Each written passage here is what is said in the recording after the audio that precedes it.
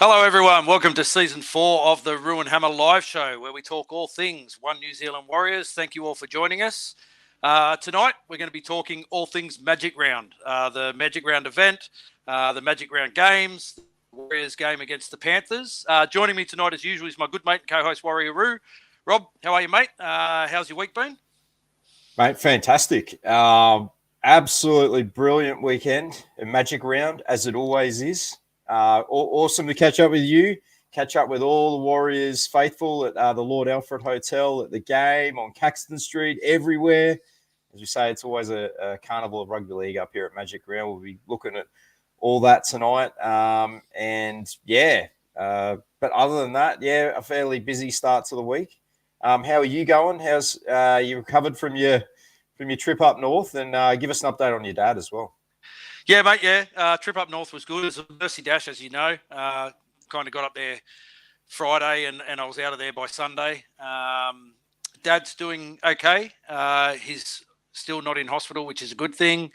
Mum and Dad have sold the house. That came through this week. The relocation to Sydney is going to happen, which is good. Get them down here full time. And they'll get out of my sister's house.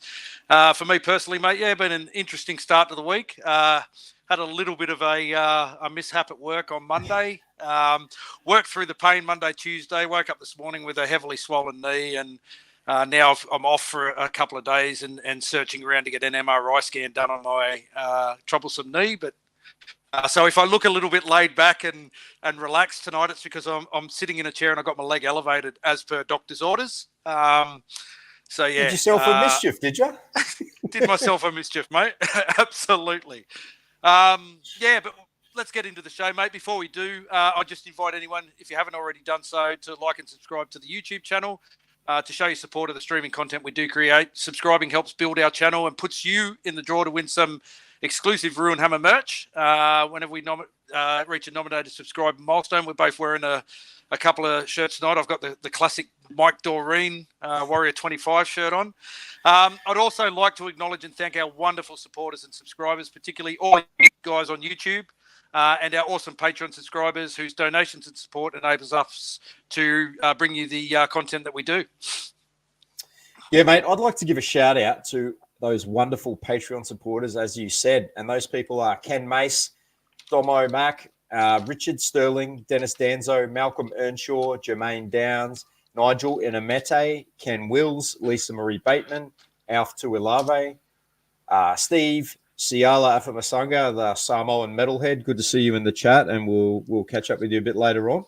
Yep. Fabian Moroa, Peregrine Fraukana, and Daniel Delore. We thank you guys so much and appreciate your ongoing support. Anyway, on to the Magic Round review. Mate, Magic Round 2023, how good was it? For us, it started bright and early. We had a bit of a catch-up on Friday night at our good mate Ken Will's house. And massive shout-out to Ken and his family, the two girls, for allowing myself to stay at his place on over the weekend. Was awesome. Thanks for your hospitality, brother. I really appreciate you and your family. You came over. We had a bit of a quiet night watching the footy on the Friday night. But Saturday, mate, we met pretty early in the morning. Got down to the Pullman Hotel, which is where the Warriors were staying. We had to catch up with Glenn Critchley, our good mate from the Warriors, the general manager of commercial for the Warriors. He had kindly, the Warriors were offering so much support for this event, really got behind this event that Warrior Nation, Richie Morgan, had organised and asked us to host in his absence.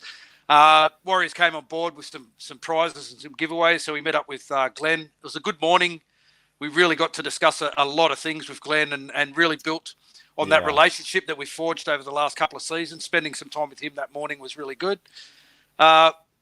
Bit good too for us, mate. We got to have a quick chat to Shawnee Johnson. Met the ever relaxed Josh Curran.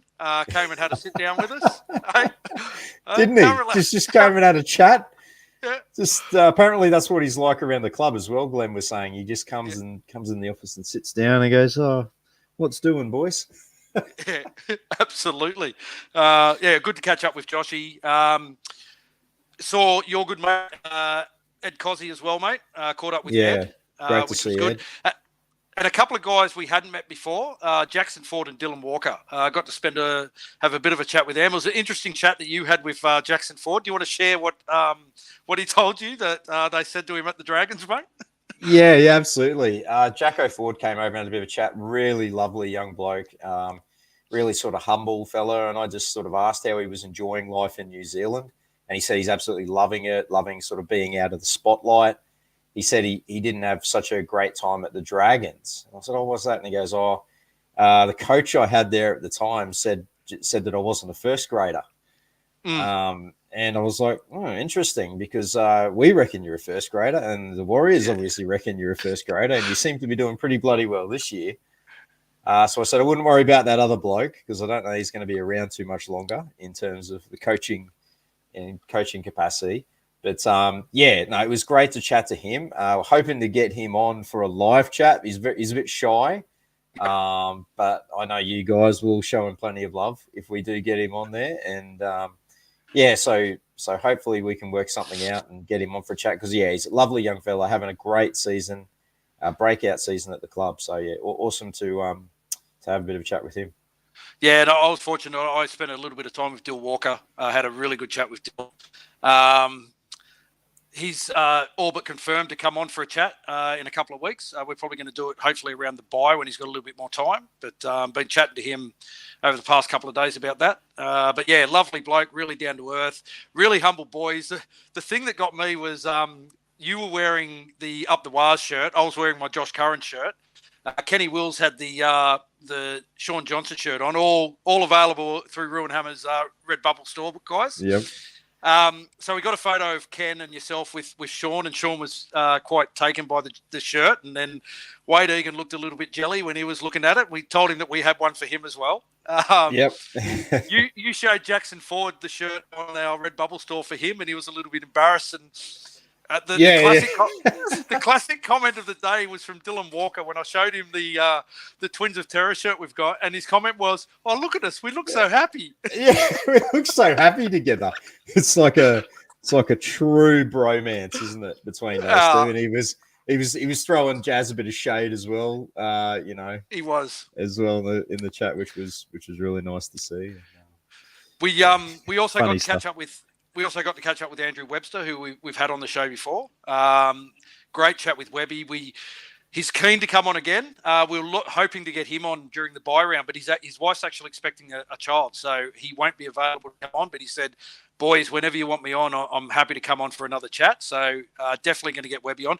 I was surprised at how tall he was. I was just going to say, he is a very tall man. If you guys look at the photo that we took with him, I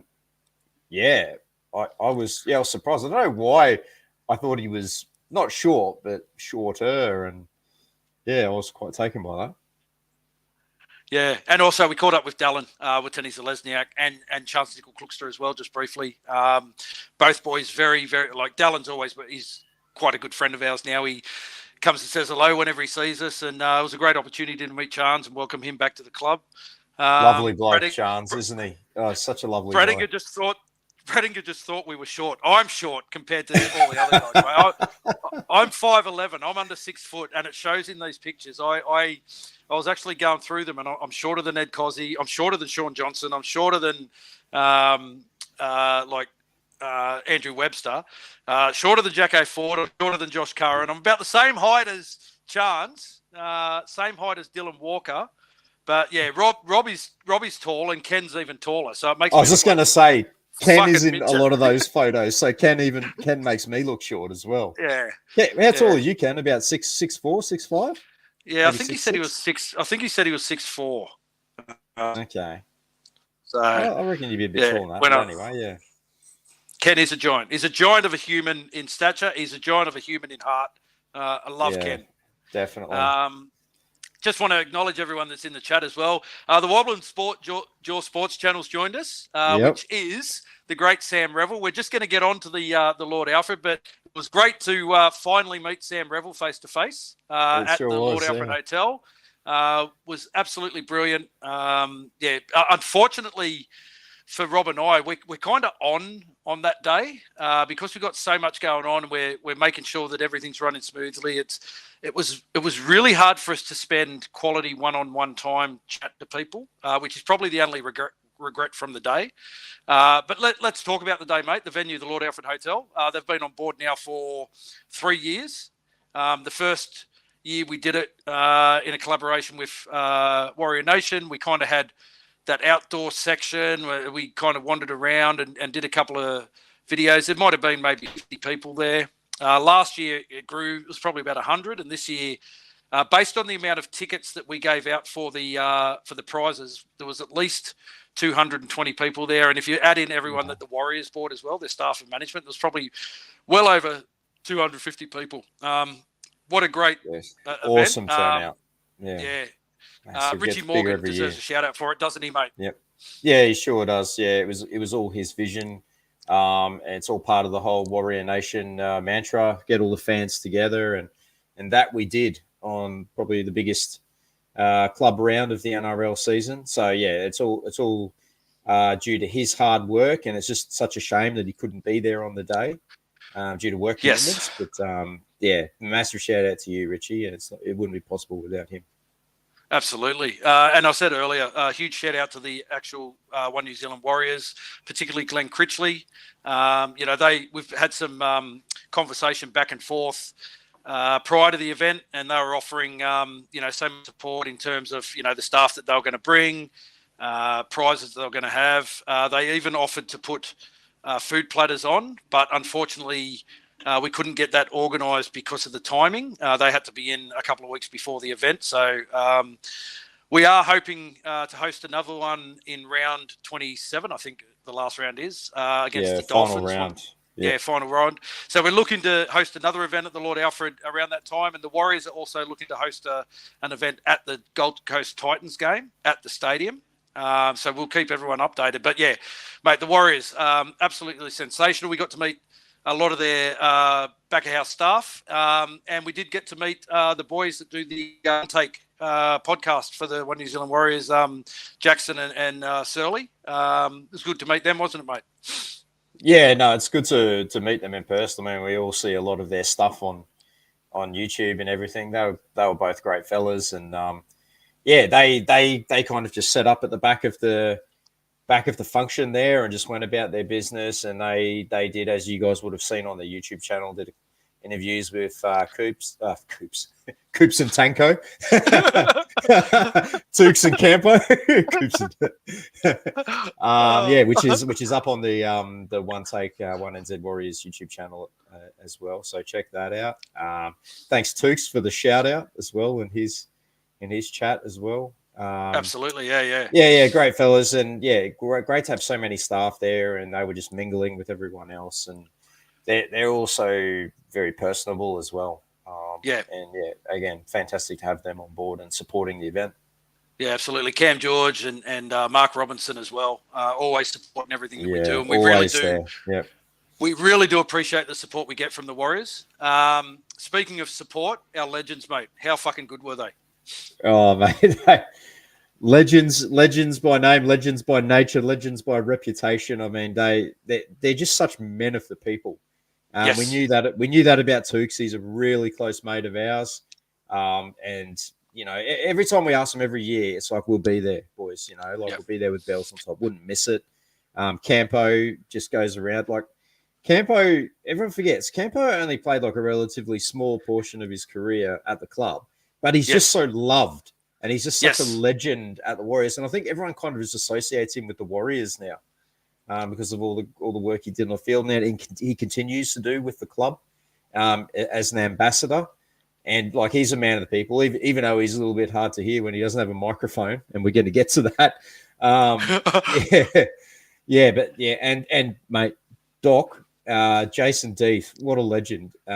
Last year he kind of got stitched up at our event, and he turned up, and at the last minute we sort of rushed him on stage and we had a bit of a chat with him. But this year I just want to make sure that he was fully invited. I've been in close contact with him since we had him on the show last year, and mate, he's just such a champion guy. He was there with his young fella who is a dead ringer for Chanel Harris-Tavita. He plays a bit of footy as well. I think his old man coaches them. Is he So the coach? they play at the Monavale Raiders down here on the Northern Beaches, which is the club that the Trebojevic brothers came through. They wear the mighty red, white, and blue of the Sydney Roosters. So a good mate of mine, Chris Ziega, shout out to you, Chris, a guy that, and this is just a little anecdote, a guy that epitomises what the friendships that rugby league can bring. Chris and I grew up playing against each other. Chris played for the Pennant Hill Stags. I played for the North Sydney Brothers in the North Sydney Junior Comp. Played against each other for maybe 8-10 years as kids, juniors, right through until I got graded at the Bears, where I stopped playing at under 17s or under 16s was my last year, and moved into the grade system. And but I played a couple of seasons of junior reps with Chris, but we only knew each other from across the field, but formed a respect and a friendship that, we're both 53 years old and still mates today, still, regularly in contact. And he was telling the doc a few things about my playing days, because it was the first thing the doc brought up was when I was playing junior footy. And as I said to the doc, mate, that was a lifetime ago. I did have a little bit of toe, and I did have a little bit of talent back in the day, but nothing like these guys that come and support. Yeah, absolutely fantastic. Yeah, exactly. I just wanted to say, just on the doc, it's no secret he's one of my favourite Warriors of all time. What a massive soft spot for him, and everyone forgets, like, he played 3 really good seasons with us, 99 Player of the Year. So he's a club legend in his own right, and so awesome to have his support and have him there. And mate, they all said they'll be back next year, so it's going to be bigger and better in 24. Absolutely. Apologies that Grant Ravelli couldn't be there. He was a late scratching a day beforehand. He had some commitments with his family, his young fella. And actually, we had a couple of guys that were keen to come along but couldn't because of junior footy commitments. Michael Witt, PJ Marsh, Tony Martin. Tony Martin, to name a few. So hopefully we can get those guys along to the one with the Dolphins at the end of the year. That'd be a great coup to get some of these guys there. And hopefully, as the Clough stuff said, we can get a microphone that works. Wouldn't you know it? When we got there, asked them about the audio visual stuff, and we tested the microphones, and the microphones worked. And 2 hours later, when we asked to get them out, they wouldn't fucking work. So you wouldn't read about it. It was absolute massive stitch up. So my voice was gone before I even got to the bloody game, because we were shouting. We had to scream at the top of our lungs. Yeah, I do appreciate those screaming out, telling everyone to be quiet, so that the legends could actually have a chat. Campo. Campo needs the mic at the best of times, so it was really hard to hear him. But the Clough stuff was trying to silence the room, and our good mate Toke Hazel, he was outstanding with the shut up everyone every couple of minutes. Hey everyone, shut up! Oh mate, great. We must touch on the awards, the prizes that we gave out. We were very fortunate to give away some signed Warrior footballs, some Warrior Nation hats that Richie Morgan donated. There was a couple of Ruin Hammer shirts that we donated as prizes, and of course the main prize being the signed 2023 jersey. Great prizes. It was a free event. They were free lucky door giveaways. Basically, everyone got a ticket in the draw. So hopefully the word spreads that this is an event that you, as a Warrior supporter, you don't want to miss, because Richie Morgan from Warrior Nation and ourselves at Ruin Hammer here, we worked really, really hard to put that on. It was really great to get some of the other content creators there. Christian from the Warriors NRL Fanatics was there. Arpai from Hold the Ball. Awesome to have Jared Cronin from Warriors Anonymous. He's an absolutely fantastic guy. Top bloke. It's the first time I've met him. Yeah. We spent a bit of time with him after the footy as well in the pub. I'm looking forward to catching up with him Friday night at the footy this week when the Warriors take on the Bulldogs. Mate, we did that pilgrimage to Suncorp, which is always a good walk, isn't it? The walk down Caxton Street. Yeah, it's you have to do it. It's the rite of passage. Going to a game, especially big events like Magic Round, the State of Origin, when they seal off the road. So everyone's just walks down the street past the Caxton, which is always heaving. I've got a bit of footage of it. I'm putting together a vlog from from the whole day, so you'll be able to see a bit of footage of that. But yeah, it's something you just have to do at least once in your life. Mate, and do you want to give a shout out to your mate Tim, who provided us with the game day tickets? Yeah, absolutely. Shout out to Timmy. Thank you so much for getting us tickets to the game. We were kind of at a loose end before that, and we were going to just be watching it at the pub with the faithful. So thanks for bailing us out at the last minute and providing us with those fantastic tickets, and we thoroughly enjoyed it. So yeah, cheers, mate. Absolutely, yeah, absolutely. On to the game, mate. Let's quickly chat about this game. First game of Magic Round is Super Saturday. Good news for the Warriors leading into this. Tohu Harris was confirmed to start, which was a huge boost. We have missed his involvement, in the past game and a half where he went off injured in that Melbourne game. Marcelo Montoya also playing his 100th NRL game. If you get and have a look at that one take vision that they posted up on the New Zealand Warriors website, you'll see the Magic Round vlog that they posted up there. There's a little piece in there about Marcelo playing his 100th game. Quite emotional in his chat. Really great to see a guy like Marcelo reach that 100-game milestone. He's only 2 games away from playing his 50th at the Warriors as well. So that'll should come, I think, when we play the Dolphins or maybe the Broncos, in a couple of weeks. Yeah, Broncos. To have him re-sign as well for a further couple of seasons is great. The game, mate, Panthers 18. Edwards, Lenny tries, Cleary 3 from 4 goals over our one New Zealand Warriors 6. Fanua Blake, the lone try scorer. Johnson, 1 from 1 goal. Mate, do you want to take us through the key points coming out of this one, and we'll have a chat about it? Yeah, mate. We'll just go through some of the key moments that did occur during the match. So the Warriors dominated the opening stages, and they were rewarded when prop Adam Fanua Blake he crossed in the 10th minute after Sean Johnson combined with Tohu Harris. Nice little move to put him over under the sticks. Yep. But then the try followed a break by Warriors winger Dallin Vateni-Zelezniak, who stopped short of the try line on the previous tackle by Penrith fullback Dylan Edwards and Sunia Taruva. There was a huge hit almost right in front of us from Ed Cozzy. Massive hit, rocking Panthers star Stephen Crichton. But unfortunately, Ed, he came off second best, injuring his knee, and he was effectively a passenger until they finally got him off the field in the 30th minute. I feel his pain. Yeah, I bet you too. Yeah, and we kind of said at the time, like they're gonna target his wing, or they should be targeting his wing. Yep. And they certainly did. They targeted the left side where Cozzy was defending, and in consecutive sets after Adam Pompey spilled the kick near his own line, and infringements by Afoa and Marata Niokore, and the pressure eventually took its toll when Edwards stepped his way around across the try line in the 20th minute off a Cleary pass. Then the Panthers matched the Warriors in the physicality stakes with a brutal shot. Crichton jolting the ball loose from Dylan Walker, who copped an absolute hospital pass. But then he returned serve when he and Fanua Blake combined to perform a massive hit on Zach Hosking. Yeah. The Premiers continued to target Cozzy's edge, and they took the lead when Cleary and co-captain Isaiah Yeo combined and linked with Edwards, who put star winger Brian To'o over in the corner right in front of us again. Yep. And then Cozzy was soon forced from the field after another heavy tackle by Crichton, and that forced a bit of a backline reshuffle.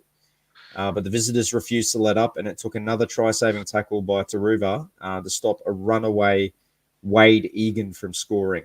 And you have to think that after that break, if they found anyone other than Wade Egan, and we're probably in for a try there. Anyone other than Wade Egan or Bailey Sirenen. Or Bailey Sirenen, that's right. Yeah. Unfortunately, he got stuck on the TV 1-2-2 a little bit there. But, the Panthers, they led 12-6 at halftime. And the 50th minute and a 50th minute Cleary penalty goal put them further ahead as we bravely hung on and a mounting injury toll, plus the sin betting of Jackson Ford and Sifakula for a hip drop and a vicious, brutal assault on Nathan Cleary's chin. If you're reading the media, if you're reading Fox Sports. The Warriors, though, they did not concede a point when Lenny... Ford. either Ford was in the sin bin Yeah. for the hip drop tackle, and then the Gerringong-born second rower, he did not return after he was ruled out by the team doctor. So after he went off on the sin bin, he also complained of symptoms of, and it was ruled out for a HIA as well, which is why he's not playing this week. Yep. And Sifakula, he received his marching orders in the 65th minute after singling out Cleary during a melee sparked by a rib-rattling tackle by the Panthers playmaker on Josh Curran.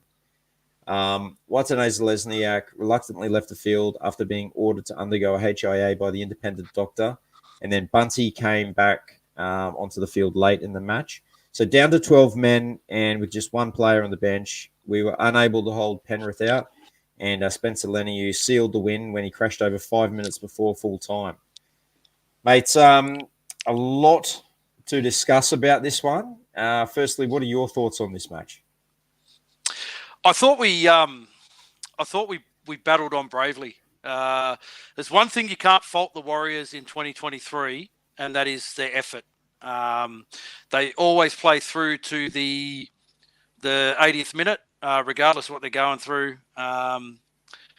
It was a brutal game. There were some massive hits. It was the only thing that they did speak about from the game on the Matty Johns show on the Sunday night after Magic Round was that was the game that had the most hits, but they didn't really talk about anything else. A lot of contentious calls came out of this one.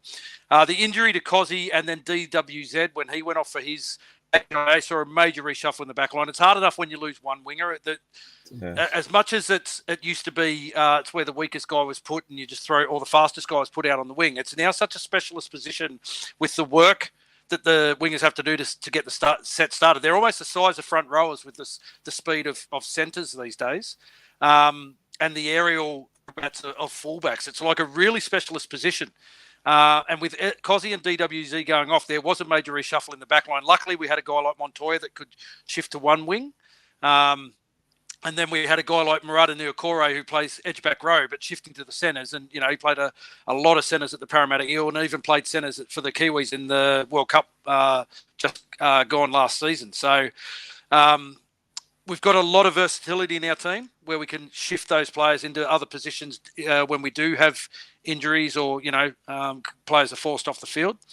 The two sin bins, the Ford hip drop tackle, I can cop that one based on what has happened all season. The only way standard one. Yep. Yeah, the only way he can get out of that being a hit drop is if you let go of the player and rugby league players are not conditioned in the mind to once they get hold of somebody to just let go. They don't know that they're getting themselves or the other player in an awkward position or a bad position. And sometimes it happens in the spur of the moment with the amount of momentum that's happening in a guy coming in at pace to tackle a guy who's running at pace, and you hit around that hip area and grab, and then your body kind of swings around as he's going through for post-contact meters. Sometimes you can't help the way that happens, but I can cop that as a sin binning and a penalty.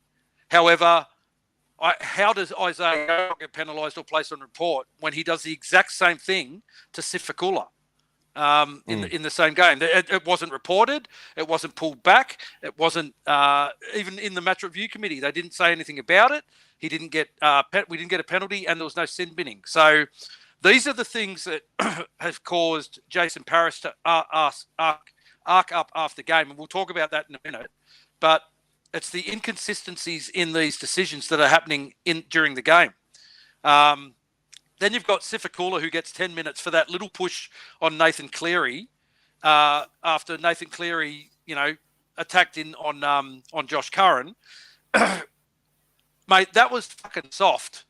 If you think about, I think it was the game 2 games later when Latrell Mitchell was tackled by Harry Grant in a legitimate tackle, and Latrell Mitchell gets up and shoves him twice in the face. And it's play on, nothing happens. Like he's objecting to being tackled. Like, since when can you do that? Absolutely. Since never.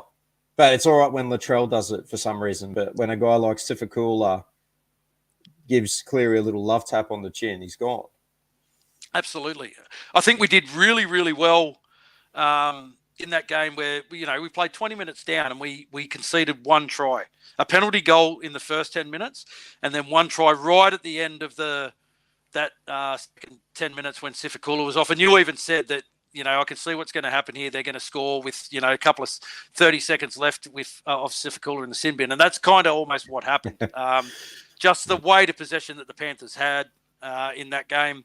There was also, you think about, there was also a high hit on Tohu Harris in that game, straight across his chops. Yeah, whacked across the chops. Nothing. Like, that's crazy. I literally could not believe that went by, like, and nothing was done about it. Yeah. And that's contact with the head. It's straight across the. And that's where one New Zealand CEO, Jason Paris, came out where he was scathing in his post-match post-match comments, saying that there was systematic cheating against the Warriors. He's since pegged that back a bit, said it was a heat of the moment thing, but he's doubled down on his accusations, saying that, there's something going on here. If it's not conscious bias, it's subconscious bias, and he's 100% right, and he's saying everything that every fan has thought for the past couple of seasons, and in particular, these past 3 games where we've had decisions go against us that have affected the outcome of the game. So we'll go back and we'll talk about the Melbourne game where there was the touch of Remus Smith. The Remus Smith touching the going try. up in the aerial contest for the ball. It goes forward. Nick Meaney dives on it. They awarded a try, and that there effectively got Melbourne in front for the first time in that game after the Warriors had led. And and that was pretty much all she wrote. Melbourne coming home with a wet sail after that. You have the Roosters game where we have a guy, Tilly Tupanua, with a blatant shoulder charge on, I think it was on Marcelo Montoya. Contact to the head. Contact to the head. It's not penalised. We lose the ball. Scrum win to the Roosters, and 2 plays later, Tupanua is the guy that scores that match-winning try. Yep. And then you have these. Then you have these inconsistencies in this game. It is hard to cop as a fan, and as I said, we all agree with what Jason Paris is saying.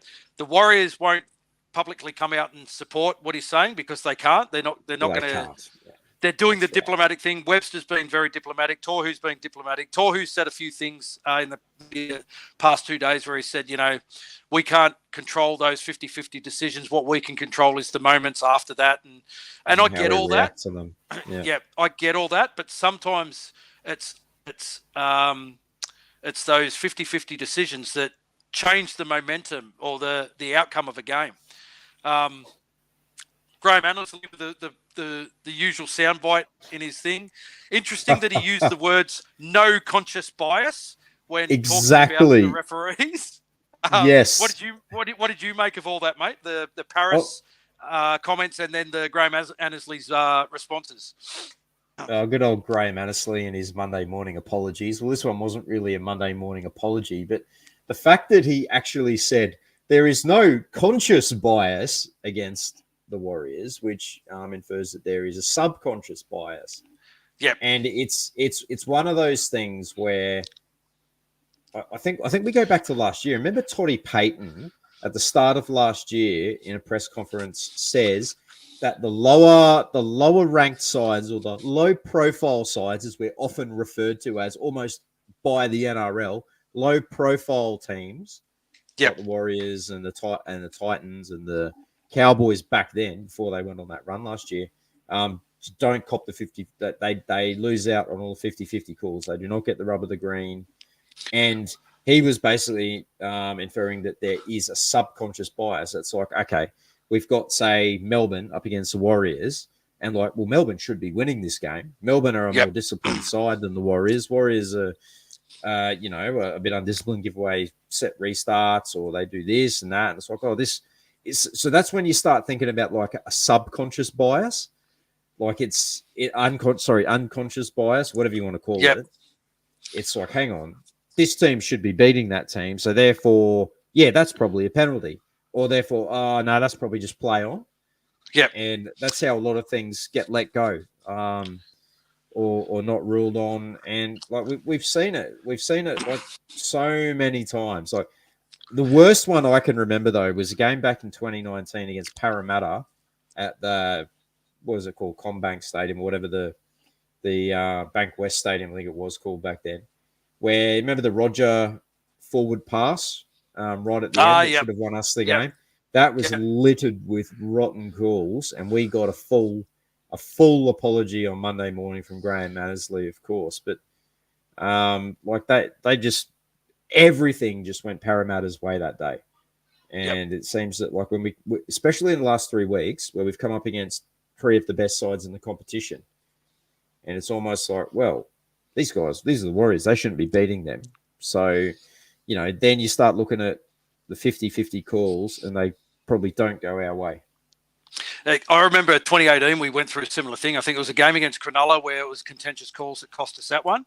And there was a game against South where I remember Isaac Luke scored under the post. They denied that for a forward pass, and then which was a forward pass, and then South went the other end of the field and scored. And those 2 games, you got to remember that year, 2 points separated first from 8th, and we finished 8th.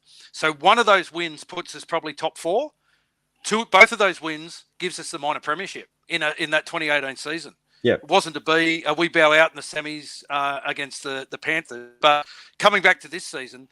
NRL 360 last night, Paul Kent got in on the argument. He basically said, look, the Warriors are a team on the improve, but, there is this thing where the better teams, the 50-50 calls are really 60-40 calls if you want to be honest about it. And the better teams get 60%, the not so good teams get 40.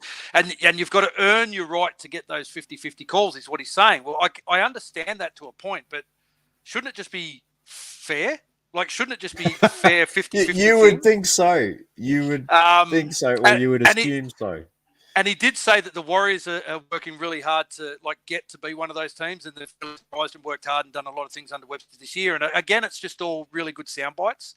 Dan Ganane, the one guy who you wouldn't think would back us, was on. It was on some Fox show last night. The back page, I think. Back page.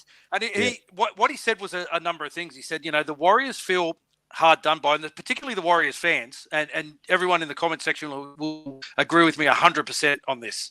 The Warriors fans feel hard done by because the club gave up so much in the 3 years during COVID and relocated over here.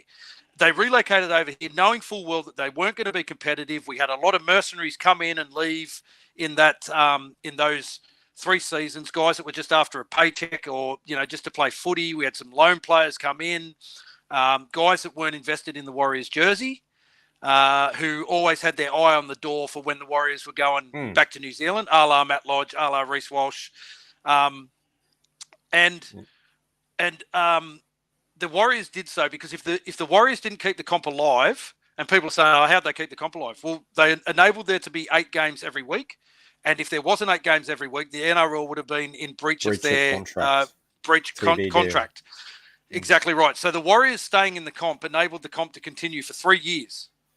And then the Warriors get home, and there's all this wonderful stuff in the media over the past 3 years. Thank the Warriors for their time, and gee, the Warriors have kept the comp alive, and blah, blah, blah. Except for Ricky Stewart. Everyone, he didn't think we had it that hard, but yeah.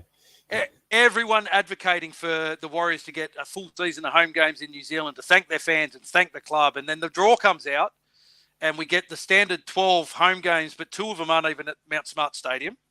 You got 1 at Napier and 1 in Wellington, which is fine. We have another home game, which is the Magic Round game. So all of a sudden, 12 home games go down to 9 home games at Mount Smart Stadium for the faithful fans who have been without rugby league for 3 years. One team decides to take their game to New Zealand, and the coach says it was done under duress, which was the Tigers. Taking the annual Mike Doreen Cup over to New Zealand. So the fans can feel hard done by that they haven't been given any considerations. Dan Ganane came out and said it's almost as if the Warriors are like a slave to the Aussie media. And then it's like we're letting to you compound all that, competition. we get like these kind of decisions in that. games that absolutely. And we get these types of decisions in games that cost us valuable wins and 2 points on the table. Logan Swan has come out in support of Paris. He's even contacted the NRL for a please explain in the past for the results of the past 3 weeks. And there was a GoFundMe page set up to raise funds for Webby so that he can start teeing off in press conferences and someone to pay the fine. That got shut down pretty quick. Yeah, your thoughts on the Dan Ganane comments, mate? Because I know you're a massive fan of Dan Ganane. I bloody love Dan Ganane. Goodbye. It's about all he's got in commentary. I'll never forget, before the 2018 season started, on Triple M, they were asking everyone who they thought were going to get the wooden spoon. And, of course, Mark Geyer and all that said, the Warriors. I remember Dan Ganane's words. I'll never forget it. The Warriors, they stink. They stink.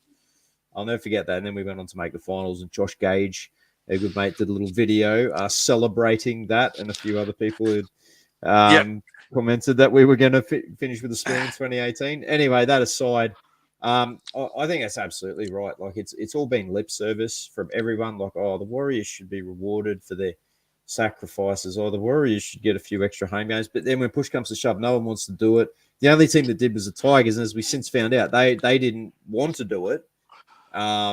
Just listen to Tim Sheens' interview with Monty Beetham before that first trial game, and he's just like, I didn't want to do it. It was the club that decided, and I don't know. Coach has no decision over that. I wouldn't want to do it, and which was really bizarre kind of response when that was his opportunity to say, look, we wanted to do it as a thank you to the Warriors for their sacrifices, but no. And I think there's still a lot of people out there that are starting to think, what we did wasn't that big a deal. And then when you think about it from the reverse perspective, and someone made this comment recently, I thought was great. It's like, you take the Melbourne Storm and make them relocate in like Dunedin for 3 years, and then see how they go playing their home games over in New Zealand, a place that's completely foreign to them, all their families back in Australia. You stay over there and you basically work, you train, and that kind of thing. And like how are they going to go? You take all the Aussie teams and base them all over New Zealand and see what kind of reaction they get. And I think everyone, by the third year, I think the sentiment had kind of worn off after the first year. I think even Buzz Rothfield was wrapping us during 2020. We finished that season on a bit of a high under Toddy Payton, and then unfortunately the next 2 years were fairly tough, and then everyone just starts bagging us again, and it's almost like everyone had forgotten that we're still based over in Australia, playing all our home games out of Australia. And I think that it would have gone such a long way if the NRL had just at least looked after us with maybe 1 or 2 extra games in New Zealand. But the fact that there was like deafening silence was the worst part of all. Yeah. Well, with teams having buys around, like, multiple teams having buys around Origin and stuff like that, we go where we have 8 teams get the buy and only 8 teams play. Surely, I mean, I know Melbourne got the buy after Anzac Day, but surely they could have given the Roosters, the Dragons, and the Warriors a buy. And all 4 teams have round 9 off because they had we're not the only team that played 3 games in 11 days. The Roosters had to do it, and the Dragons had to do it, albeit they did it in 12 days because they both played on the Sunday, I think it was. But still, it's it wasn't a massive turnaround. Then Ken's put in the thing, and now we've got Clough stuff. Now we've got 4 games in 17 days. Like, it's a massive part of attrition. It's the amount of travel that the club does as well. Let's not forget that we spent round 1, we flew to Wellington. Round 2, we flew to Sydney. When we flew home. Round 3, we flew to North Queensland. Then we flew home. We finally got a home game in round 4. Then we're flying back to Newcastle, I think it was. And then, you know what I mean? So there's been so much travel. And in the past 11 days, it's been Melbourne, New Zealand, Brisbane, and now they're in Sydney. This is the first week that they've actually spent away from home. So because Webby wants them to experience being at home, and after they play the game, they're rushing back to New Zealand. This is the first week that they've actually stayed in Australia.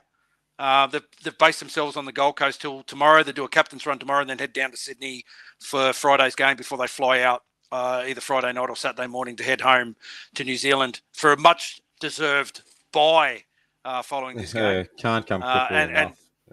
Yeah, absolutely. But yeah, it's been a tough start to the season, and for the boys to be sitting with 5 wins in these first 10 games, sitting 5-5, hopefully 6-5 going into the bye, mate. It's a better than expected start than a lot of people thought, but still could have been a lot better had certain decisions gone our way in some crucial games, especially these past 3. I just want to touch on the stats from the game and a couple of standouts for this game, mate. The possession stats in this game, it was all in favour of the Panthers. They had 53% to our 47%. We did complete at 85% though, and that's one thing that the Warriors have been doing really well this year is high completion rates when we do have the ball, and our defence. Penrith, obviously, the better of the run meters. The line breaks were quite even. Tackle breaks, 47 to 59. High tackle breaks in this game. The missed tackle count was the big one. The 59 missed tackles by the Warriors to 47 from the Panthers. Still very uncharacteristic by the Panthers, but that 59 missed tackles was the worst missed tackle rate that we've had all season. And then obviously there's things that, we had the 2 sin bins. We only had 3 penalties to Penrith 5, and then we only had the 1 set restart to their 4. Chance Nickel-Kluxter, we spoke to him on Saturday morning. He did say he had to receive a special permission from the NRL to play because it was the 11th day, but he passed all the protocols, mate. He had a massive game at the back, 191 run meters. Marcelo Montoya, 196 run meters. Adam Pompey, a team high 8 tackle breaks, playing in the centres. Johnson, mate, 841 kick meters. Absolutely magnificent. A lot of kick meters, a lot of really good attacking kicks in that game. There was, that one point in the game where he put that kick through and chased and led the chase. Trapped Edwards in. There was another one where another period in the game where he kind of Sean Johnson he had a little bit of a step and broke through the line for one of his 2 line breaks. Really, really playing some great footy for us at the moment. AFB obviously is playing huge minutes. He racked out another 67 minutes for his 131 run meters. Tohu Harris returning 155 metres, 50 post-contact, a tackle break, a line break assist, a try assist, 48 tackles, mammoth effort. And then you've got a guy like Josh Curran coming off the bench and Wade Egan also coming off the bench, racking up 34 and 32 tackles respectively. Who are your performers in this game, mate? Who got your Dean Bell medal points? Yeah, 3 points went to Sean Johnson. I just thought he tried his guts out again. Again, as we say every week, he did everything in his power to try and get that win for us. Some inspirational plays, as you just touched on. Again, though, he was outstanding in defence. Pulled off some crucial tackles, and it's a career best form for Sean Johnson. And it's great to see him doing it in the Warriors jersey. He got my 3 points. 2 points, Tohu Harris. You read out his stats before, but mate, he was involved in absolutely everything. Geez, it's great to have that extra option in attack as well, that extra ball playing option late on the try for AFB, 155 metres, 50 post-contact metres, 48 tackles. That's a huge game from the skipper. And AFB scored the try, was outstanding, plenty of meters, and the post-contact meters are just so valuable. And we sort of had a bit of a conversation about this on the day. And you look at Bunty, who comes to the line and stops, and then the very next set and the very next play, AFB took a hit up and then just kept going, stuck his nose through. And it's like, and that's the difference, and that's what he brings. Yeah, absolutely. Yourself? I very similar to you, mate. I went Harris for my 3 points. I just thought it was a return from the captain. He had an outstanding game. It was that little tip-on play that he plays through the middle there that got AFB that try. And that's one thing that he's bringing. When Harris is playing, we seem to use those short passing, interchange of passes. When he doesn't play, it seems to be put in the back pocket. And we were too with Curran finding the space and then finding Wade Egan, where he nearly put him away for a try. But yeah, Harris 3 points. I gave Johnson 2 points for all the reasons that you said. Anything attack-wise that where we were going to score from against the Panthers was always going to come from Sean Johnson, and he's in career best form, and 1 point to AFB, which means that Johnson and Harris share 5 points this week, AFB 2, which sees Sean Johnson still leading our Dean Bell medal points on 28. Fanua Blake moving up into second place with 24. Tohu Harris on 20, and then a host of others with Chance Nickel Klookster on 14, Egan on 9, and then boys trailing up the rear from that. But yeah, some clear-cut favourites out the front in Johnson, Fanua Blake, and Tohu Harris at the moment. Mate, before we move on to this game against the Bulldogs on Friday night, just a bit of Warriors news. The club released their heritage jersey this week, honouring the 2003 Warriors team. They'll be wearing that jersey in the round 14 home game against the Dolphins. You're our resident jersey expert, mate, and you've got yourself one in the pre-order. Tell us about the jersey. Tell us what you like about the design. Tell us why it honours this 2003 Warriors team. Absolutely, mate. I would love to. So, yes, I had an inkling that this year's heritage jersey was going to be a throwback to 2003, being 20 years from that season. Another really strong season in the club history. Every year, I'm always excited about the heritage jersey and what it's going to be, because for me, a heritage jersey, in its essence, is representing the history and the heritage of the club. And I know we've had all sorts of jerseys, like we've had the NZ flag jersey, we've had the Panamu jersey, all that sort of thing, sort of celebrating all things sort of Kiwi and New Zealand. But what a lot of us, really like is honouring the club's history. And 2003 was another really good year. We finished one game away from the grand final. So we're back to the black jersey with the silver curved chevron. Looks really smart.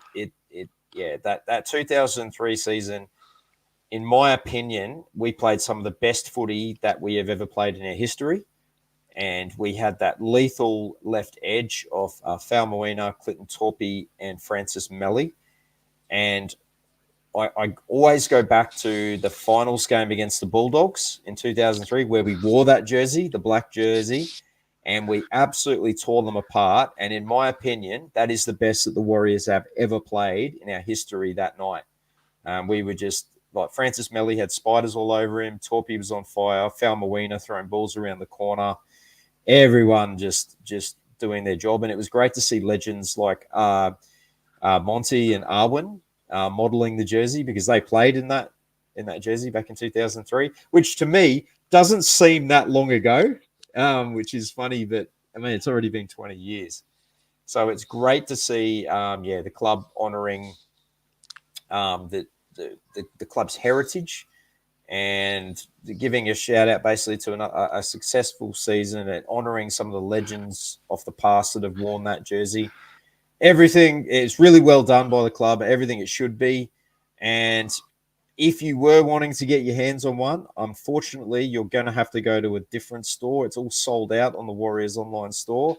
I was lucky enough to pick myself up one when they did the members pre-sale, because I knew it was one that I have to have in my collection. But I think there are a number of stores also selling it. My recommendation, go one size up. This year's Puma jerseys are very, very slim fit. But yeah, they haven't actually been released in the stores over here in Australia yet, but I'm sure Rebel might have them, or some of the other stores like What's Your Team or Peter Wynn Score might be able to get one from there. But yeah, a fantastic nod to our past. What were your thoughts? Just on the sale of the jerseys, mate, yeah, it sold out pretty quick. And I don't know whether there will be any available in stores, because I don't know if Puma will do another rerun of the jersey. This could be it. Perhaps, yeah, I don't know. It was always going to be a small run of jerseys. Yeah, so they've all done their initial run for the Warriors online store, and apparently they're not getting any more stock. So that's done and dusted as far as the Warriors official store is concerned, but I think the other stores are getting a certain allocation. What's that? Other stores all sold out too, says Brad. Well, there you go. Sorry. I think that, unfortunately, it's a very popular item and it looks fantastic. So, that's right. We'll keep our eye open. We'll be able to buy one online from the Warriors buy, sell, and trade page in about 2 years for about $1,000. So we'll just keep our eye out for that.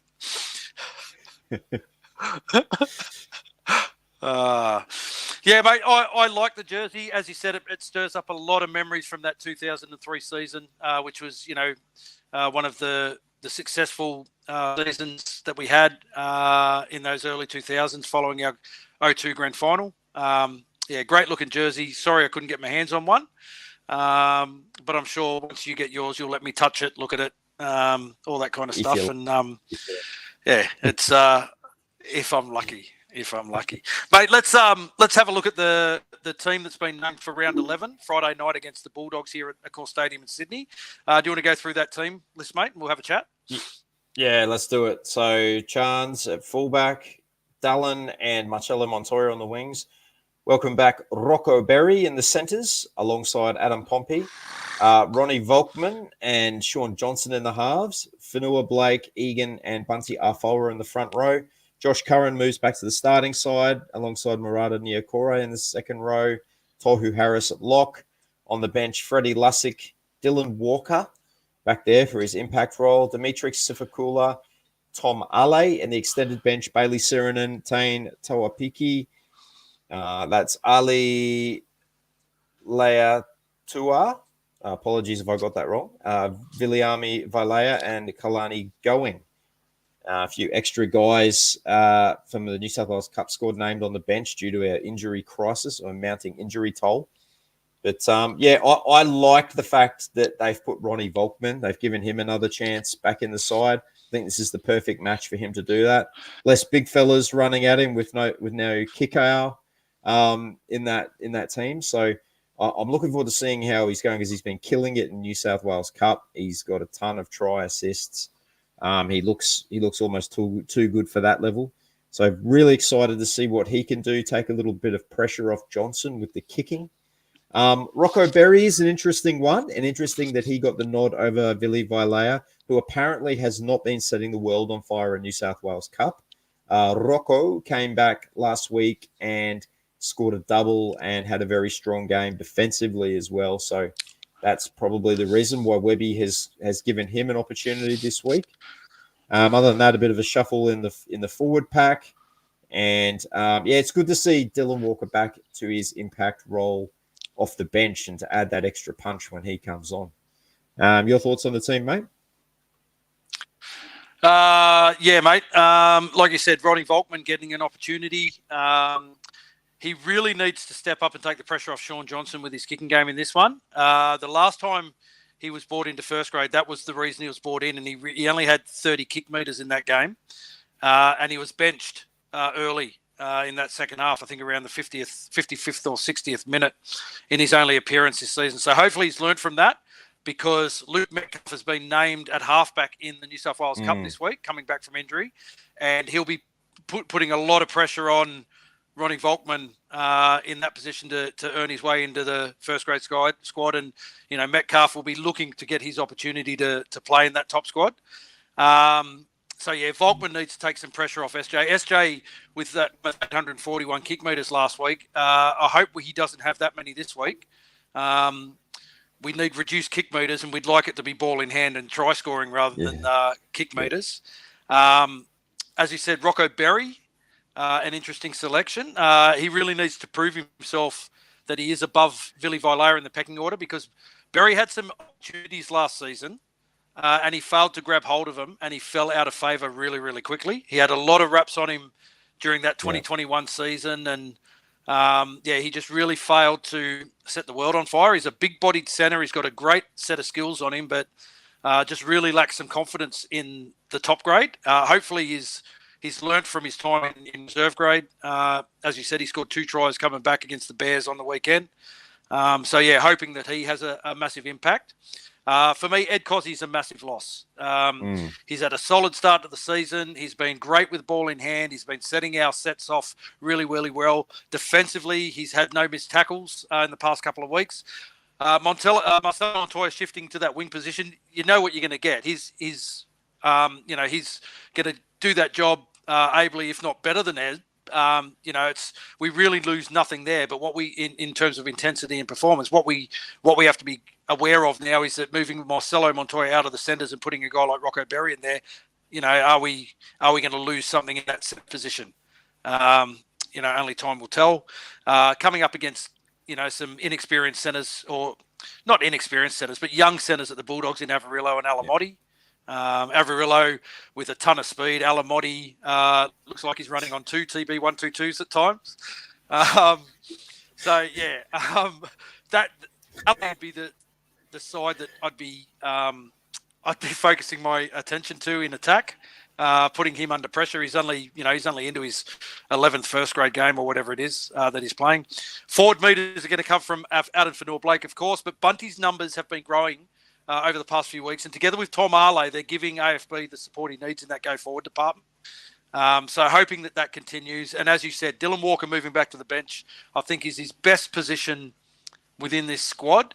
Not to say that he hasn't done his job at 5'8", but we just lose that impact in energy that he brings when he comes on in that 20th minute. And the fact that we haven't got Jazz Tavanga now for at least another 6 weeks, I'm hearing today. Then Walker coming off the bench is going to be vitally important to the Warriors going deep into the season and looking at finals footy this year. Things we need to improve on. We've really got to start icing those scoring opportunities. We've done well in the past couple of weeks to curb those early mistakes and allow teams to get out to a start. We haven't really allowed that. We scored first against the Panthers. We scored first against the Storm. So we're kind of getting better in that area of the game. We really need to limit the set restarts that we're giving opposition teams, and particularly where we're giving them. We're giving away a lot inside our own 40 metres. But in saying that, I think this game's going to be won on defence. Making the most of our defensive opportunities, putting pressure on the Bulldogs when they got ball in hand, and the way Sean Johnson manages the game. I think that's where it's going to be very interesting to see. Yeah, agree. We have to defend well. We've been doing that the last few weeks, but it's been our attack that's been under the microscope a little bit. I think we struggled a little bit last week, especially with the Panthers. They are a very good defensive side, but we didn't throw a lot at them, went a little bit too side to side. So if we can ice those opportunities, like we made 3 line breaks and failed to score from them. So, we need to take those opportunities. And I think if we can get some points on the board and continue to defend well, then I think we can get away with the victory on Friday night. Absolutely. Yeah. All right, we will go around the grounds for the other games that are being played in round 11. And it starts Thursday, 11th of May. That's the Storm versus the Broncos at Amy Park. For the Storm, Craig Bellamy is named the same 17 that went down to the Rabbitohs in Magic Round. Fijian powerhouse Tui Kamakamika is listed among the reserves on his return from a 2-game suspension, and he could come into that squad on game day. George Jennings and Alec McDonald are at least another week away. For the Broncos, Kurt Capewell has been named to play despite suffering a head knock against the Sea Eagles. And there are no changes to the 17. They got the job done in Magic Round with winger Corey Oates, at least another week away from being back to full fitness. I don't know if this is an upset, but I'm going to pick the Broncos to win in a close one here. I'm going Broncos. It can't be an upset. They're leading the comp. How can it be an upset? It just feels like any team that wins at Amy Park, it just feels like an upset. I don't know why. It's just one of those grounds that's hard to win at. Do the Broncos know where Amy Park is? They do know they've got to leave Brisbane this week. No, they'll turn up at Suncorp, mate.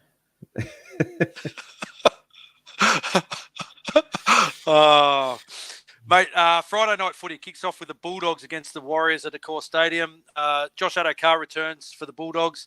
after missing 4 games due to an ankle injury. Declan Casey, the man to make way for him. The other new face in the side is Harrison Edwards on the bench, replacing Sam Hughes. For the Warriors, as we said, Jackson Ford and Edward Corsi both out with head knock and knee respectively. Josh Curran moves from the bench in the second row. Rocco Berry comes into the centres and Marcelo Montoya slides to the wing. Ronnie Volkman is the new 5'8" with Dylan Walker going back to the bench. I'm going to pick the Warriors 13 plus in this one, mate. We need a big win going into the bye round, and I think we're going to get the Bulldogs by probably about 14 or 16 points. Yeah, absolutely have to win this game. It's crucial, and it'll be great to go into the bye being 6 wins and 5 losses. So I'm going to pick us in an 8-point victory over the Bulldogs. Okay, moving on to the second game on Friday. It's a blockbuster. The Panthers versus the Roosters at Bluebet Stadium. For the Panthers, Uncle Ivan's named the same 17 to down the Warriors. Back row Liam Martin is listed among the reserves as he looks to get back on the paddock after 3 games out with a hamstring injury. For the Roosters, Egan Butcher, with concussion, will miss the game under the NRL's mandatory 11-day stand-down policy. Angus Crichton moves into the starting side, and Fletcher Baker, the all-star quarterback from Omaha, Nebraska, he joins the bench. And halfback Sam Walker is listed among the reserves as he looks to fight his way back into that side after 2 games of New South Wales Cup. I think the Panthers are going to have a big win here. I think the Panthers might open up and win by 20. Yeah, I'm looking for a big Panthers win here. I think they'll come into a bit of form now, and especially coming into Origin. Got a couple of guys in that Panthers side looking to stake their claims for Origins. Look for a big game from Jerome Luai, I would say. Panthers 13 plus. Saturday kicks off with the Rabbitohs hosting the Tigers at Accor Stadium. No changes for the Rabbitohs. For the Tigers, Johnny Bateman returns after he was a late withdrawal from Sunday's game with a hamstring injury. His return sees Asu Kapoa go back to the bench and Alex Seyfarth move back to 18th man. As much as I'd love to say the Tigers are on a roll, I think they're going to come crashing down to earth, and the Rabbitohs are going to put a massive score on them here. Rabbitohs by about 24, I reckon. Yeah, I'm sorry to say it's going to be the Rabbitohs by 30. I think, despite the Tigers coming off 2 straight wins. Okay, Cowboys versus the Dragons. That's at Queensland Country Bank Stadium. The Cowboys, Toddy Payton, he's named the same 17 to down the Roosters on Sunday. Jermaine Tarnall-Brown was hit with a high tackle charge for his shot on Jared Weir-Hargraves, but he's free to play. And Riley Price, son of the great man, is the 18th man. And for the Dragons, Ben Hunt playing his milestone 300th game. Well done to him. I can't believe he's played 300 games already. I remember his debut. Coach Anthony Griffin sticking with the same 17-man squad. Moses Mbai remaining at hooker, and Jaden Sullivan is on the bench. This is a tough one to pick, but I think the Dragons are going terrible, and the Cowboys had been going terrible. They had a bounce-back win last week over the Roosters. I'm going to go the Cowboys in a close game. Cowboys by 10. Yeah, maybe Toddy's found what they were missing. Apparently, he stuck a rocket up in the training sessions leading up to Magic Round, and they came out, they were brewed against the Roosters. I think I'm going to go the Cowboys as well. I think it'll be a close one. The Dragons, mate, they've lost their past 5 games or 6 games on a row by less than like 4 or 6 points or something like that each game. They've been close. Ben Hunt playing his milestone 300th game, as you said. I can remember when he won the Toyota Cup Player of the Year. At the that's what I mean. Dally M Awards. I think that was back in like 2009 or something. Like, yeah, I know. These guys are playing. I'm feeling old. I'm picking the Cowboys in a close one. Hook Griffin probably coaching his last game this week, I'd say too. I don't think he'll be there in a couple of weeks. Moving on, the Raiders versus the Eels at GIO Stadium. It's an awful time of year to be going to GIO Stadium. It's bitterly cold here in Sydney at the moment, and we've got some cold snap running through, and I can tell you now it's going to be freezing cold. It was snowing there. It was snowing there at the start of the week, wasn't it? There you go. Yeah. There you go. For the Raiders, Albert Hopper-Whitey returns to the side on the wing in place of Xavier Savage. He drops to 18th man in the only side change to the side to beat the Bulldogs. For the Eels, Jake Arthur takes over at halfback from Mitch Moses, who will miss Saturday's game as a result of that mandatory 11-day concussion protocol. Mate, I'm going to go the Raiders. The Raiders at home in bitterly cold weather. The Eels without Mitch Moses. I think that's a massive out for them. I'm going to go the Raiders in an upset. They've won 4 on the trot. I reckon they'll go 5 on the trot. And Ricky to maybe not shed a tear this week. Yeah, I think the loss of Mitch Moses is massive for the Eels, and they're the Raiders in good form, returning home. I expect them to have a fairly comfortable win by about 14 points. Okay, Sunday footy, the 14th of May, Mother's Day. The Knights versus the Titans at McDonald's Jones Stadium. So the Knights, with Kurt Mann sidelined with an abdominal injury, Phoenix Crossland takes over at hooker, and Adam Elliott joins the bench. Elliott will make his first appearance since suffering a groin injury in the opening game of the season against the Warriors. And just the one change after the impressive win over the Eels for the Titans, with Cruz Leeming coming back on the bench for Keno Kinney. He goes to 18th man, and Jaden Campbell continues at fullback, while AJ Brimson works his way back from a hamstring injury. This is another tough one to pick. The Knights had been traveling pretty well up until the last few weeks, and I think they hit the skids a little bit. Titans had a very good win last week over the Eels. I'm gonna pick the Titans in a close one here. Titans by 4. I'm going to pick the Titans too, mate. The Titans have been going really, really well, I think. Playing some really tough footy. Another club that's got a couple of injuries, and they're kind of just working their way through it. Mate, the Knights, I don't know where they trained while they're in Bali over the Magic Round weekend. I just think that was an idiotic move from the club to send their team over to Bali. And I hope it backfires on them. I think the Titans will win, and they'll win comfortably. And the final game of the round sees the Manly Sea Eagles host the Cronulla Sharks at 4 Points Stadium. For the Sea Eagles, Siebes, he sticks with the same squad from round 10. Our mate TB122 owner Josh Schuster has been named in the extended squad as he works his way back from a quad concern. Apparently, he's worked really hard in the past 2 weeks under the watchful eye of Mark Spud Carroll, and he's dropped 4.5 kilos in the past 2 weeks. Interesting that he's not first grade material 2 weeks ago, and then this week he's on the extended. So apparently he pulled up a bit lame from training yesterday, and he won't play this weekend. More than likely he'll be back next week. Brad Parker and Tolatau Kula, their Manly centres again, both made successful returns from knee injuries last week. Feel your pain, boys. I know what a knee injury feels like. For the Sharkies, skipper Dale Finucane, he came back from the bench in his return from suspension in round 10. He's been named to start this week with Cameron McInnes going back to the interchange bench. I think it's going to be all Sharks, mate. They were blindsided by the Dolphins last week at Magic Round and couldn't really get into that game. I think Nico Hines looking to make an impression for State of Origin. He'll have a massive game, and I think the Sharks will win very, very comfortably over the Eagles. Yeah, look, I think the Sharks will do it fairly easy as well. I've got them by 12. I think they'll have too much for Siebes boys. Okay, that's the round of footy there for you. Don't forget our live shows coming up. Live chats and events in 2023 next Wednesday, 17th of May. We're going to have our live game review. This week's clash against the Bulldogs. We'll also be uploading some pre-recorded content on a regular basis. Our round review. We're going to get the Magic Round vlog up soon. And just so make sure, guys, if you are not subscribed to our YouTube channel, please subscribe. That way you won't miss any of our content. You'll be notified whenever it's uploaded, and you won't miss anything.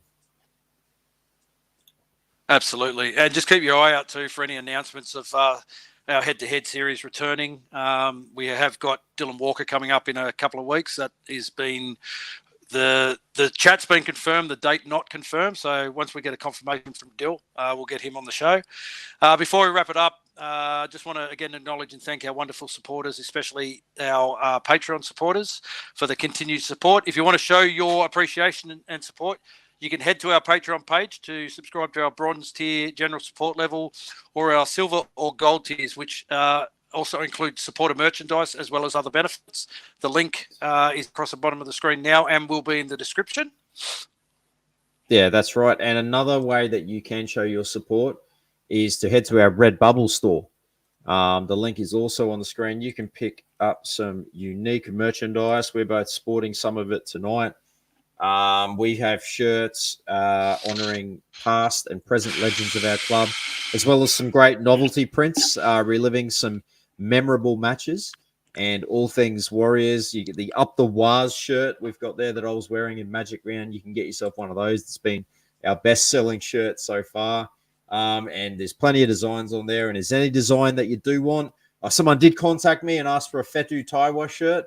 Sorry, I haven't forgotten about that, but I will get that up shortly. So, yeah, keep an eye on that. And thank you for all your continued support. It is very much appreciated. And that's our show for tonight. And yeah, it was great to relive Magic Round. What a fantastic weekend that was.